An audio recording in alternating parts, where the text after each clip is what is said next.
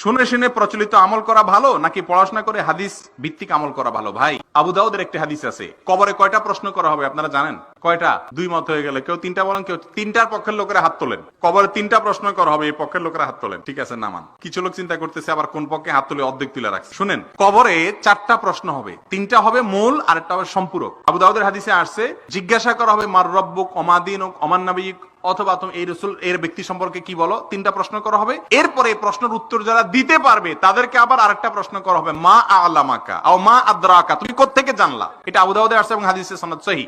এর উত্তরে কিছু লোক বলবে, সামিআতুন নাসা ইয়াকুল, আমি শুনছি সবাই বলে, আমিও বলছি। এই কথা বলার সঙ্গে সঙ্গে ফেরেশতারা তার শাস্তি দেয়া শুরু করবে। উত্তর সঠিক দিছে, তারপরও মায়ের শুরু, কারণ সে মানুষের কাছ থেকে শুনে শুনে মুসলমান হয়েছে। আরেকজন বলবে, কারাআতু কিতাব আল্লাহ, আমি আল্লাহর কিতাব পড়েছি, সেখানে পেয়েছি। সবাই পড়ালেখা জানবে এমন জরুরি না, কিন্তু কোরআন এবং হাদিস ভিত্তিক নলেজ নেওয়ার চেষ্টা করেছে, ওই ব্যক্তিকে মুক্তি দেওয়া হবে।